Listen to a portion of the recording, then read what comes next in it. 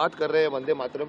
देखिए, वंदे मातरम भी एक ऐसा इशू है जो खामखा का तूल दिया गया है उसको, मेरी बातों को वायरल कर दिया गया है। मैंने अभी बीच में एक बात डाली थी कि जन मन गण जो है नेशनल एंथम, वो मेरे देश की नेशनल एंथम नहीं हो सकता। वो गाया गया था उस वक़्त जब जॉर्ज पंचम थे, या उस ज़माने में जब ब्रिटिश एम्पायर था, हम गुलाम थे।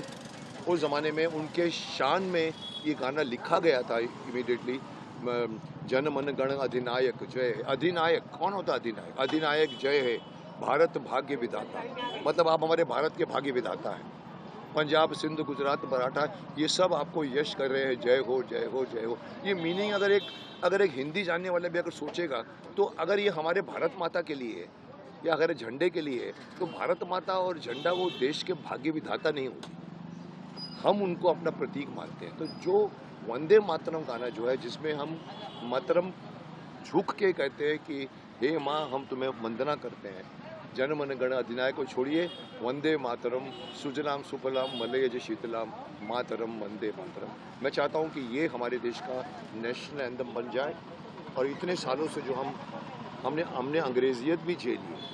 अंग्रेज़ चले गए, लेकिन अंग्रेज़ी छोड़कर गए। आज भी हम अंग्रेज़ी में पढ़ना अपनी महत्ता समझते हैं। बाबू लोग अपने लोगों को ऑक्सफोर्ड भेजते हैं। अरे साहब, यहाँ पर नालंदा यूनिवर्सिटी थी, यहाँ पर पुराण है, वेद है, गुरुकुल है। 9 लाख गुरुकुल में से 7 लाख गुरुकुल जला दिए गए थे उस ज़माने। सो ये एक अगर विदेशों ने किया है, तो हम हमारे देश के जो नेता हैं, हमारे देश के, ये क्यों आपस में लड़ते रहते हैं?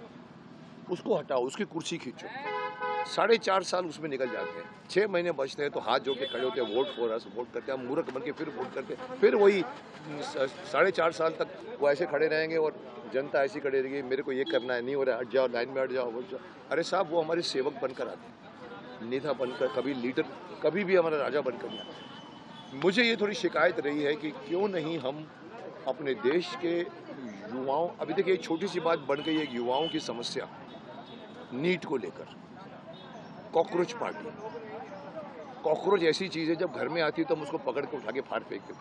किसी भी घर में, किसी भी वर्ल्ड में कहीं भी देखो, कॉकरोच को कभी सत्कार नहीं किया जाता। यहाँ हम लोगों ने कॉकरोच पार्टी को क्यों पनपने दिया, जिसका मकसद नीट पार्टी के प्रॉब्लम सॉल्व करने को नहीं है। वो पीछे खड़े होकर बंदूक चला रहे हैं, मोदी जी को हटाओ, धर्मेंद्र प्रधान को हटाओ, मिनिस्टर को हटाओ। अरे लीक हुआ है पेपर लीक वाले को पकड़ो ना, अगर आपकी डीएल मंशा। पॉलिटिकल बन जाता है, हर मसला पॉलिटिकल है। हमारी अपोजिशन पार्टी सिर्फ और सिर्फ पोजीशन करने के लिए, अपोजिशन करने के लिए अपोजिशन करती है। आप बोलोगे दिन है, मैं बोलोगे रात है, आप बोलोगे सुबह है, मैं बोलोगे रात है।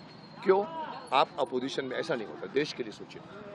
वो देख लीजिए, वंदे मातरम देख लीजिए। वंदे मातरम का मैंने जैसे ही बात उठाई, लोगों ने कहा कि अरे मुकेश खन्ना ने तो बहुत एक विवाद खड़ा कर दिया। अरे कौन सा विवाद है? जागो, जब जागो तब सवेरा होता है। विपक्ष सिर्फ विपक्ष की भूमिका निभा रहा है। देखिए, अगर मैं इसको अगर मैं थोड़ा और रफ वर्ड्स में, अगर मैं थोड़ा और खुले वर्ड्स में बोलूँ, हमारे देश में कोई भी प्लान बनता है, एग्जीक्यूट होने में साल निकल जाते हैं। चाइना, जिसको हम लोग बहुत ही बुरा कहते हैं, मैं भी चाइना के अगेंस्ट हूँ कि चाइना हमारी ज़मीन हड़प रहा है। बट साहब, आप चाइना से सीखिए। चाइना की अगर आप आज की फ़ोटोज़ देखें, उनकी रोड्स, उनके पुल, उनके दुनिया भर की प्रगति, उनकी बिल्डिंगें। हमारे यहाँ के नेता कहते हैं हम मुंबई को शंघाई बना देंगे। अरे छोड़िए ना, मुंबई को पहले आप मुंबई तो बनाइए, शहर तो बनाइए। पॉलिटिशियंस, पक्ष ने जो पेश किया है उसको अपोजिशन करना, ये विपक्ष का काम है। चाइना में कोई विपक्ष नहीं है। लोग बोलते हैं, अगर क्या आप समझते हैं ये सीजेपी की, कॉकरोच पार्टी की, ये जो आंदोलन चाइना में हो सकता था? नहीं हो सकता था। अब आप बोलो वहाँ तानाशाह है। मैं भी कहूँगा कि तानाशाही लाइए साहब, एक ऑनेस्ट डंडा लाइए। जो आदमी देश के हित में नहीं है, बोलेगा बैठ। इतना हक दे दीजिए प्राइम मिनिस्टर को। मैं तो बोलता हूँ प्राइम मिनिस्टर को आप राजा बना दीजिए। आप उसको 5 साल के लिए चूज़ करते हैं, वो जीत कर आता है, आपका प्राइम मिनिस्टर है। वो बंगाल की सीएम बोलती है हम नहीं आने देगा, हम अंदर नहीं आने देगा। अरे आपके बाप की जगह है क्या? क्यों? क्योंकि वहाँ पर कांग्रेस की पार्टी, या वहाँ पर तृणमूल कांग्रेस है, बीजेपी नहीं है। अरे साहब, ये तो वही हो गया जो वल्लभ भाई पटेल के टाइम पे राजा राजा राजा राजा राजा राजा, उसने कहा बैठ जाओ बैठ जाओ बैठ जाओ बैठ जाओ, सार्वभौमिक राष्ट्र बनाए। कहाँ है आप? पंजाब अलग तूती बजा रहा है, केरला अलग तूती बजा रहा है, बंगाल अलग तूती बजा रहा है। साहब, क्योंकि वहाँ पर बीजेपी को मत नहीं मिले। ये सिस्टम गलत है। आप सिस्टम, मैं अपना सिस्टम दे रहा हूँ, मुझे मालूम है कोई समझेगा नहीं मेरी बात को, लेकिन आप भले तानाशाह मत बनो, लेकिन आप एक ऑनेस्ट डंडा लेकर आओ।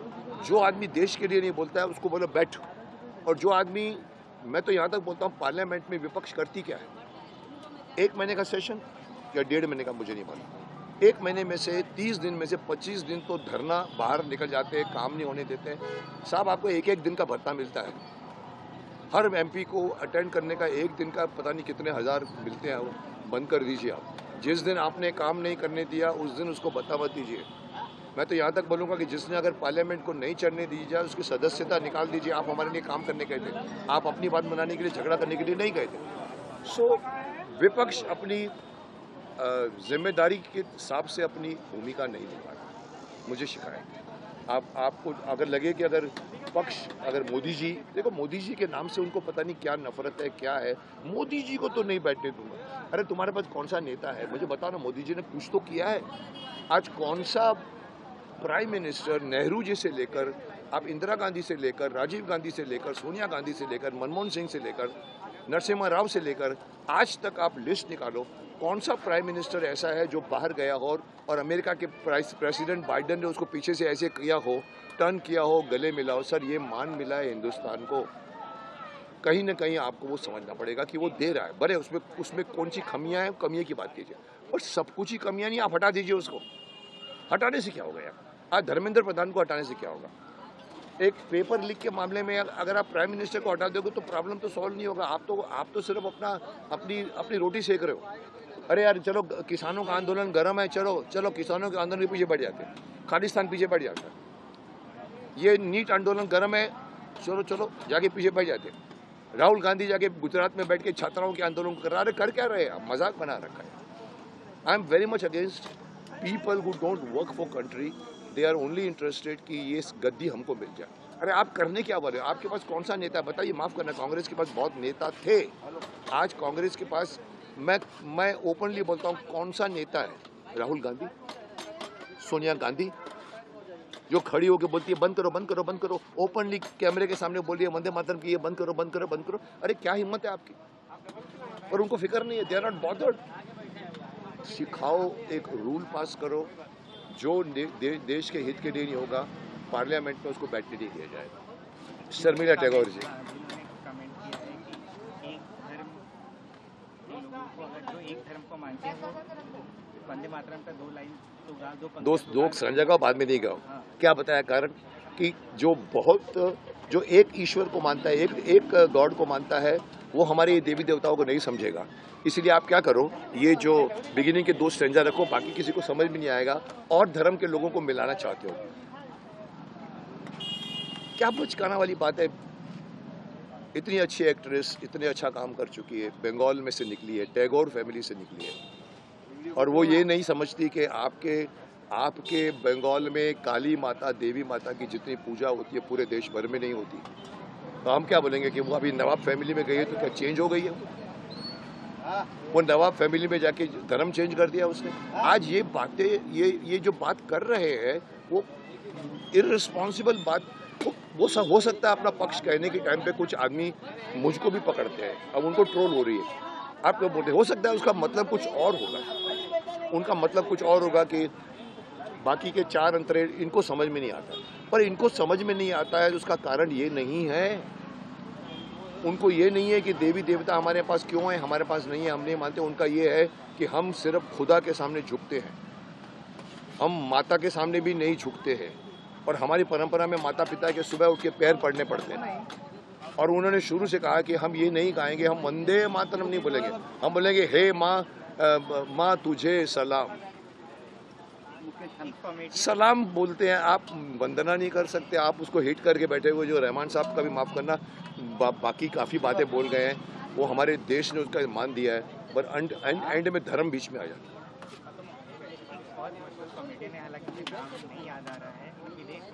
वीर दास नाम है उसका, उसको मैंने कहा था इसका नाम चेंज करके कायर दास कर दो। कैनेडी हॉल में जाके कहा था उसने, इंडिया हैज़ गॉट 2 इंडिया, सुबह देवी की पूजा होती है, रात को रेप होता है। अरे पकड़ के मारना चाहिए उसको। मैंने कहा था, मैंने उस वक्त कहा था, जो मैंने अभी समय रैना के बारे में कहा है वो समय रैना के लिए नहीं था, मैंने उसके लिए कहा था गधे पे बिठा के मुंह काला करके उसको देश भर में घुमाओ, बाहर की जाके मुल्क में जाकर हमारे देश के बारे में बोलते हो, जिसका खाते हो पीते हो, जिसने तुमको इतना बड़ा मान दिया है, वहाँ खड़े होकर बोलते हो मैं कैनेडी हॉल में आप लोगों के सामने बहुत अच्छा फील कर रहा हूँ, इतनी अच्छी क्राउड है, और फिर बात करता है साला मेरा देश ऐसा है। अरे मारना चाहिए।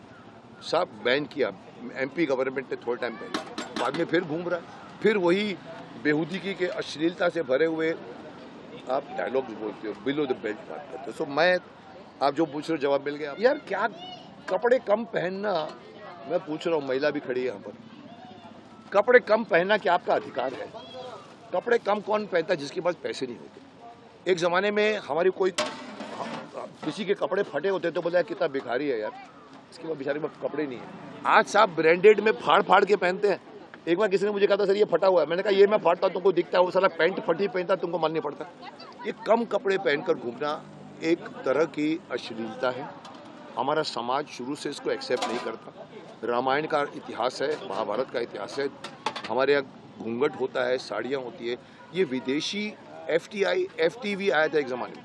तो आज मुझे खुशी है सुप्रीम कोर्ट ने अभी एक छोटा सा एक फरमान किया है, जो भी बेहूदगी के कम कपड़े पहनकर जो भी लड़कियां घूमेंगी, हम उनका आधार कार्ड और ये कार्ड, उनको ये आधार कार्ड वगैरह मिलना मुश्किल होगी। लाओ दंड लाओ, डिस्करेज करो उनको।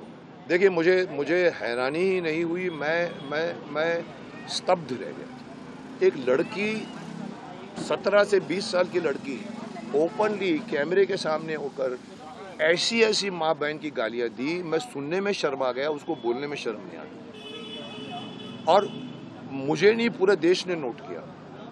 सिर्फ नोट नहीं किया, CJP ने नोट किया क्योंकि वो बुलवा रही थी। वो लड़की जो बाद में कोशिश किया, उसने अपनी छोटी बहन को खड़ा करके बोला मैं तो माइनर हूँ, माइनर नहीं थी वो, चीटिंग हुई इसके अंदर हुई।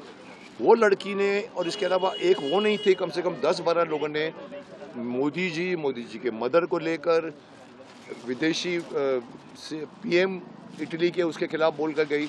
आज इटली के PM ने भी धमकी दी है कि मैं एक्सपोज करूंगी आप लोगों को, तो आपको मालूम नहीं पड़ेगा क्या कर रही हूँ। वो मुझे बहुत हैरानी हुई।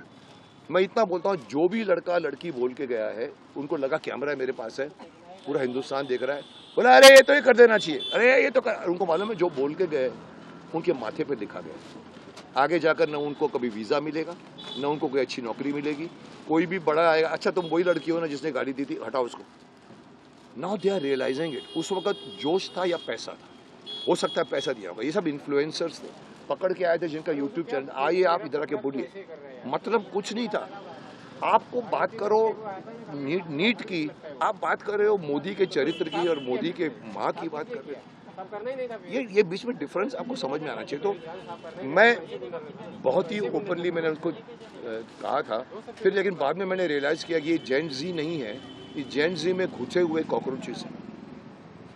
एक गंदी मछली तालाब को गंदा कर देती है। ये पीछे से देखो कोई भी स्कूल का स्टूडेंट, जैसे ये लड़का है या ये जब कॉलेज में पढ़ने वाले हैं, इनको बोलो तलवार लेकर तुम किसी का गला काटो, कभी नहीं करेंगे वो। नेपाल में किया गया, नेपाल में गर्दनें काटी गई हैं। वो गर्दन काटने वाले स्टूडेंट नहीं थे, पीछे आए हुए आतंकवाद, जो जिसको हम लोग बोलते हैं भीड़ में घुसा दो, मारो मारो पीटो, भीड़ होती है। ये जो कुछ भी जो है ये लोग, मैंने रियलाइज़ किया, मैंने कहा था अगर ये जेन ज़ी है तो मुझे अपने देश के भविष्य की चिंता हो रही है। मोदी जी बोलते हैं 25 साल के बाद हमारा देश सबसे युवा होगा। अगर ये युवा होगा तो देश कहाँ जाएगा मुझे नहीं मालूम। बट बाद में मैंने अपना स्टेटमेंट वापस लिया कि ये जेन ज़ी नहीं है, ये जेन ज़ी के पीछे घुसे हुए गुंडे हैं। जेन ज़ी कभी ऐसे नहीं करेगी। मैंने उनके फेवर में भी बोला हुआ, पर जेन ज़ी को बहुत कुछ सीखना पड़ेगा। बड़ों की इज्जत करो, अपने आप को सब कुछ मत समझो, सर्वे सर्वम जी।